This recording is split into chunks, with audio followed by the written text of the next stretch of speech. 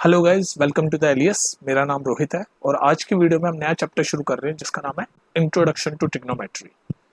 Trigonometry पढ़ रहे हैं, ठीक है। तो ट्रिग्नोमेट्री ये जो वर्ड है ना, ये ग्रीक के 3 शब्दों से बना हुआ है। एक तो ट्राई, ये जो ट्रिग्नोमेट्री वर्ड है, तो ये ट्राई मतलब होता है 3, गोनो मतलब होता है साइड, और मैट्रोन इसका मतलब होता है मेजर। तो ये जो ट्रिग्नोमेट्री है, ये ग्रीक वर्ड, ये जो 3 ग्रीक वर्ड है जिनका मिलेगा 3 साइड्स मेजर। तो बेसिकली ट्राइंगल की बात हो रही है। तो ट्रिग्नोमेट्री आप ये बोल सकते हो, trigonometry is a study, trigonometry is a study of measure of sides and angle of a triangle. Measure of sides and angle of a triangle is called trigonometry. ठीक है, ये तो सीधे ऐसे बस इंट्रोडक्शन। अब आते हैं सीधे मुद्दे की बात पे। मुद्दे की बात क्या है? तो मुद्दे की बात यह है कि हम ट्रिग्नोमेट्री का मतलब क्या है? Study of triangles in which we measure the sides and angle of a triangle. Basically तो सिर्फ इंट्रोडक्शन है। आज जो हम पढ़ने वाले हैं उस टॉपिक का नाम है आपका ट्रिग्नोमेट्रिक रेशियो। थंबनेल में देख ही लिया होगा वो तो आपने, ट्रिग्नोमेट्रिक रेशियोज ये पढ़ेंगे हम। कहना क्या चाह रहा हूँ मैं, अगर मैं आपके सामने, और ये सिर्फ राइट एंगल के केस में होगा सब कुछ। राइट एंगल मतलब सॉरी, राइट ट्राइंगल, जो राइट एंगल ट्राइंगल होता है ना, उसके केस में होगा। तो ट्रिग्नोमेट्रिक रेशियोज क्या है, राइट एंगल ट्राइंगल में क्या सीन है, वो सब देखते हैं। ठीक है, कोई दिक्कत तो नहीं है ना? तो देखते हैं भाई। तो मान लो, सुनते जाओ आराम से, गौर से, कंसंट्रेशन इधर रख के। मान लो ये राइट एंगल ट्राइंगल मैंने बना दिया। राइट एंगल ट्राइंगल ही है ना, 90 डिग्री है ये। राइट एंगल ट्राइंगल बना दिया। तो आपके ट्रिग्नोमेट्री में एक चीज होती है जिसका नाम है साइन, एक चीज होती है जिसका नाम होगा कॉस, एक चीज होती है जिसका नाम होगा टेन। ठीक। अब ये जो राइट एंगल ट्राइंगल के सेंस में साइन का मतलब क्या होता है, कॉस का मतलब क्या होता है, टेन का मतलब क्या होता है, वो देख लो। अब जैसे ये राइट एंगल ट्राइंगल है, तो राइट एंगल ट्राइंगल में ये वाली साइड को क्या बोलते हैं? ये जो खड़ी हुई वाली साइड है इसको बोलते हैं परपेंडिकुलर। ऐसे शॉर्ट में लिखता हूँ मैं परपेंडिकुलर, ये परपेंडिकुलर का साइन होता है ना, परपेंडिकुलर। और ये वाली साइड को हम लिखते हैं बेस, और ये वाली साइड जो सबसे बड़ी साइड होती है इसको बोलते हैं हाइपोटेन्यूस। तो ये राइट एंगल ट्राइंगल में 3 साइड होती है जिनके नाम क्या क्या है? परपेंडिकुलर, बेस और हाइपोटेन्यूस। तो अगर मैं ये ट्रिग्नोमेट्री रेशियोज लिखूं, अगर साइन जो होता है, साइन जो एक एंगल है, वो आप कैसे इन ट्राइंगल में साइड में रिप्रेजेंट कर सकते हो? साइड के उसमें तो साइन होता है परपेंडिकुलर अपॉन हाइपोटेन्यूस। तो यानी कि साइन होगा परपेंडिकुलर अपॉन हाइपोटेन्यूस। और कॉस होता है base upon hypotenuse, base upon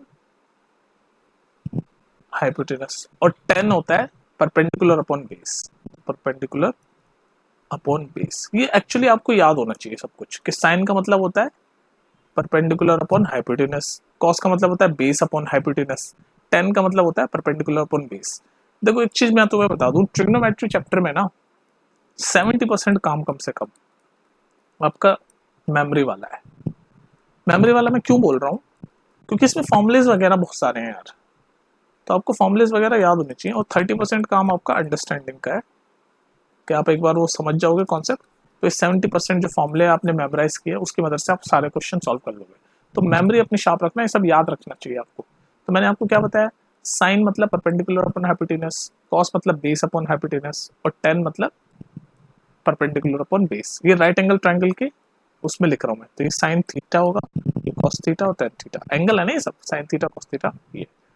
अच्छा, एक चीज और इसमें याद करने वाली है आपकी, आपके पास कौन और को क्या ये रेशियोज होते हैं?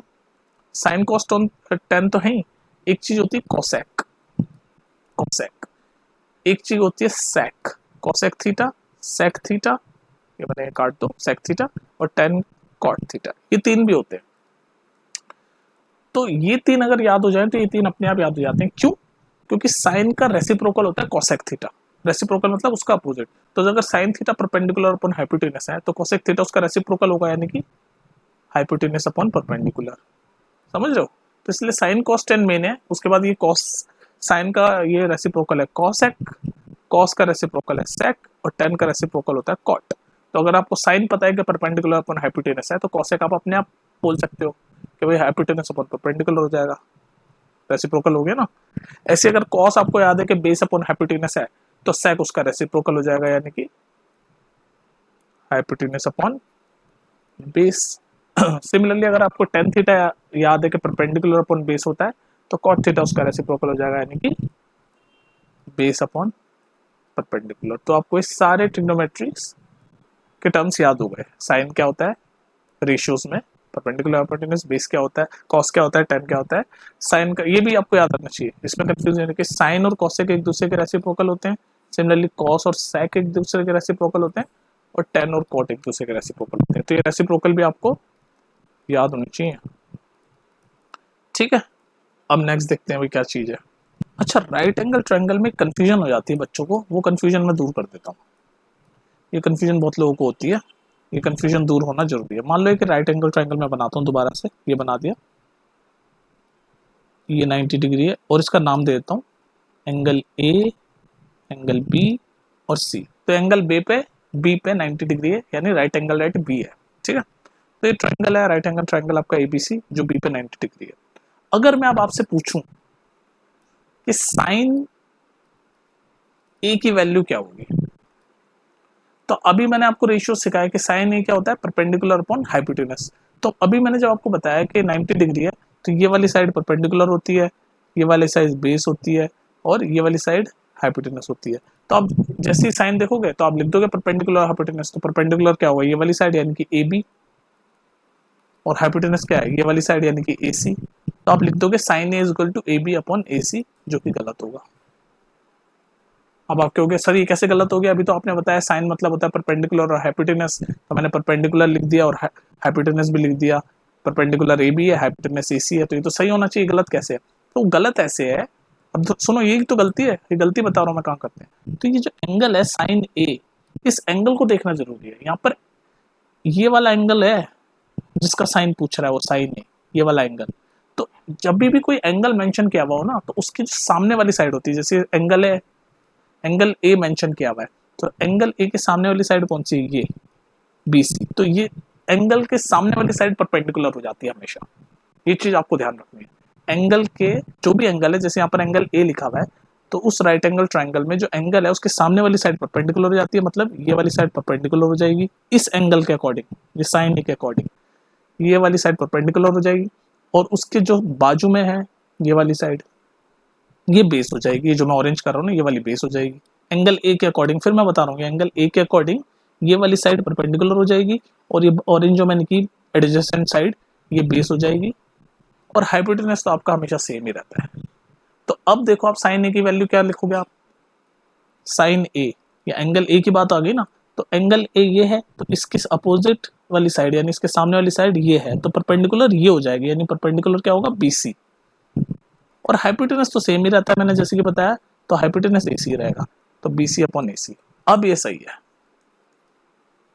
तो ये गलती बहुत लोग करते हैं, जैसे राइट एंगल रेखा तो देखते हैं भाई ये खड़ी वाली साइड है, ये परपेंडिकुलर है, ये वाली साइड परपेंडिकुलर है, जैसे यहाँ पर हमने ए भी लिख दिया परपेंडिकुलर, लेकिन हम ये भूल गए कि यहाँ पर एंगल ए के रेफरेंस में बात हो रही है, तो एंगल ए के जो सामने वाली साइड होगी वो परपेंडिकुलर होगी, ठीक है। तो ये एंगल जरूर चेक कर लिया करो, जो भी एंगल दे रखा है उसके सामने वाली साइड परपेंडिकुलर होती है हमेशा, और उसके एडजेसेंट साइड बेस होती है। हाइपोटेनस कभी चेंज नहीं होता, हाइपोटेनस सेम रहता है। तो हमेशा ध्यान रखना कि जब भी आपसे कोई एंगल पूछे तो उसके एंगल के सामने वाली साइड आप देखा करो, ये एंगल ए है तो इसके सामने वाली साइड ये सीधी, ये ना एंगल ए के सामने वाली साइड, और इस साइड वाली साइड बेस। तो ये कंफ्यूजन जो बच्चों में रहता है ये दूर करने की मैंने कोशिश की आपको। अब आई थिंक आप रेडी हो ट्रिग्नोमेट्रिक रेशियो के क्वेश्चंस को अप्रोच करने के लिए। सिंपल सिंपल क्वेश्चन आते हैं तो करते हैं क्वेश्चंस। ये समझ आ गया ना कंफ्यूजन। एंगल देख लिया करो, एंगल के सामने वाली साइड परपेंडिकुलर होती है। एक बार और मैं रिवाइज करवा देता हूँ कि साइन थीटा मतलब परपेंडिकुलर अपॉन हाइपोटेनस। अब मैं सिर्फ शॉर्ट में लिखूंगा, साइन थीटा मतलब perpendicular upon hypotenuse, cos theta यानी कि बेस अपॉन हाइपोटेनस, और टेन थीटा यानी कि परपेंडिकुलर अपॉन बेस। और साइन का उल्टा होता है कॉसेक, जो कि हो जाएगा हाइपोटेनस अपॉन परपेंडिकुलर। कॉस का उल्टा होता है सेक, उल्टा मतलब रेसिप्रोकल, तो वो हो जाएगा हाइपोटेनस अपॉन बेस।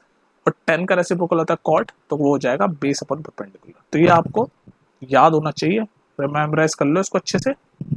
और ये वाली चीज याद रखना, जो एंगल दे रखा है उसके सामने वाली साइड परपेंडिकुलर लेना हमेशा राइट एंगल ट्रायंगल में। ठीक है, अब देखते हैं कुछ क्वेश्चंस।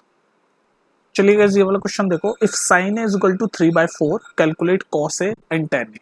अब देख लो यहाँ पर एंगल की बात आ गई, एंगल ए, ये एंगल ए। अब देखो अगर मान लो मैं एक राइट एंगल ट्रायंगल बना लूं,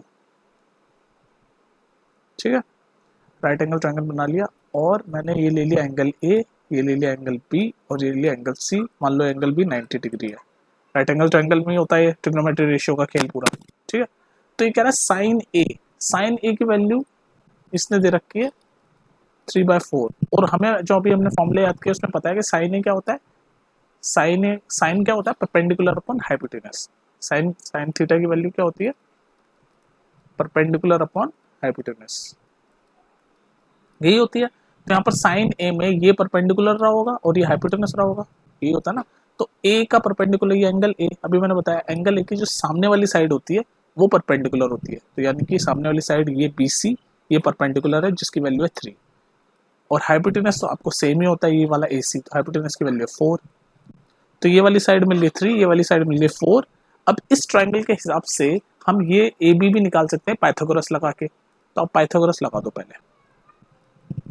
जब आप पाइथागोरस लगाओगे तो पाइथागोरस में ये तो हाइपोटेनस है, ये बेस है, तो हमें ये AB निकालना है। तो मैं उम्मीद कर रहा हूँ कि आपको पाइथागोरस आता है, मैं डायरेक्ट लगा रहा हूँ। तो AB स्क्वायर की वैल्यू होगी, पाइथागोरस मैंने डायरेक्ट लगा दिया, मैं मान के चल रहा हूँ आपको पाइथागोरस थ्योरम लगानी आती है। तो AB स्क्वायर होता है हाइपोटेनस का स्क्वायर यानी कि AC का स्क्वायर माइनस बेस का स्क्वायर यानी कि BC का स्क्वायर। अच्छा, अब यहाँ कंफ्यूज मत हो जाना कि यार यहाँ पर तो परपेंडिकुलर हमने 3 लिया था, तो यार एंगल ए की बात हो रही थी, तो एंगल ए के सामने वाली साइड परपेंडिकुलर होती है इसलिए ये 3 लिया है हमने। लेकिन जब हम ये ट्रायंगल ABC देख रहे हैं तो ये वाली साइड आपकी हाइपोटेनस होगी, AC वाली साइड ही, ये वाली साइड आपकी बेस होगी, सॉरी परपेंडिकुलर होगी AB और ये वाली साइड BC होगी, क्योंकि पाइथागोरस में तो जैसा दिख रहा है फिगर वैसे वही चीजें होगी, ये खड़ी हुई वाली परपेंडिकुलर, ये वाली बेस और ये वाली हाइपोटेनस। तो इस हिसाब से हम AB निकाल रहे हैं, ये वाली साइड निकाल रहे हैं, तो हमने पाइथागोरस लगा दिया। तो पाइथागोरस में क्या होता है, हाइपोटेनस का स्क्वायर माइनस ये बेस का स्क्वायर कर दिया। तो कर दो भाई इसको सॉल्व। जब इसको हम सॉल्व करते हुए चलेंगे तो AC क्या है, AC आपका 4 है, तो 4 का स्क्वायर 16 माइनस BC क्या है, BC आपका 3 है, 3 का स्क्वायर यानी कि 9 और ये AB स्क्वायर ये चल ही रहा है। तो AB square is equal to 16 minus 9 कितना होता है 7। तो AB क्या होगा, ये स्क्वायर हटाएंगे तो यहाँ अंडर रूट आ जाएगा स्क्वायर रूट, तो AB की वैल्यू आ गई √7। तो हमने यहाँ से सॉल्व कर दिया, ये AB की वैल्यू आ गई √7। अब हमें तीनों साइड मिल गई, ये भी मिल गई, ये वाली भी मिल गई, ये वाली मिल गई। अब ये पूछ रहा है कॉस ए और tan ए की वैल्यू बताओ, तब तो हमारे लिए हलवा काम है। तो कॉस ए क्या होता है, ये वाला फर्स्ट वाला पर सॉल्व कर रहे हैं। कॉस ए क्या होता था, याद करा ना अभी आपने, कॉस थीटा की वैल्यू क्या होती थी, बेस अपॉन हाइपोटेनस। लेकिन यहाँ पर एंगल ए की बात हो रही है, एंगल ए। तो एंगल ए का बेस क्या होता है, मैंने बताया था सामने वाली साइड तो परपेंडिकुलर हो गई और ये जो एडजेसेंट साइड होती है ये बेस कहलाती है। तो बेस आपका हो गया √7 और हाइपोटेनस तो सेम ही रहता है, तो हाइपोटेनस आपका AC है 4। तो ये कॉस से जो पूछा था उसकी वैल्यू है √7/4। सिमिलरली tan ए की वैल्यू भी निकाल लो। तो tan ए क्या होता है, परपेंडिकुलर अपॉन बेस।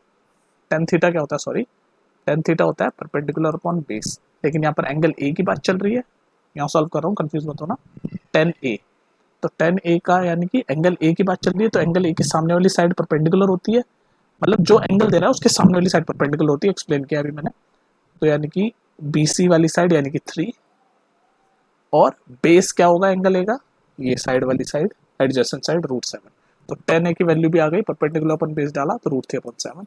तो ये पूछा था cos ए की वैल्यू और tan ए की वैल्यू निकालो, तो cos ए की आएगी √7/4 और tan ए की आएगी 3/√7। तो यहाँ पर कंफ्यूजन ये हो जाती है कि यार ये जो ए एंगल है उसके, बस इतना ध्यान रखो जो मैंने भी प्रीवियसली बताया कि जो एंगल दे रखा होगा उसके सामने वाली साइड को हम परपेंडिकुलर लेंगे। लेकिन जब पाइथागोरस लगाते हैं तो नॉर्मली जो खड़ी हुई वाली साइड है वो परपेंडिकुलर है, नीचे वाली बेस है, और हाइपोटेनस तो हमेशा सेम ही रहता है, हाइपोटेनस चेंज नहीं होता। ठीक है, तो इस तरह के आपके ट्रिग्नोमेट्री रेशियोज का कॉन्सेप्ट थे और ये एग्जाम्पल क्वेश्चन था। अभी मैंने NCERT के सारे क्वेश्चन सॉल्व करा रखे हैं, आप प्लेलिस्ट में जाके देख सकते हो। इस वीडियो में मैं आपको कॉन्सेप्ट समझा रहा था, तो मैं उम्मीद कर रहा हूँ मैंने आपको समझा दिया। चलो अभी आपको एक होमवर्क देता हूँ, मैं होमवर्क सॉल्व करना। बाकी हम और क्वेश्चंस करेंगे, दोबारा भी NCERT सॉल्व करेंगे, लेकिन अगर किसी को जल्दी करनी है तो प्लेलिस्ट में जाके देख लेना, मैंने करवा रखा है। ठीक है, तो एक होमवर्क क्वेश्चन लिख लो आप।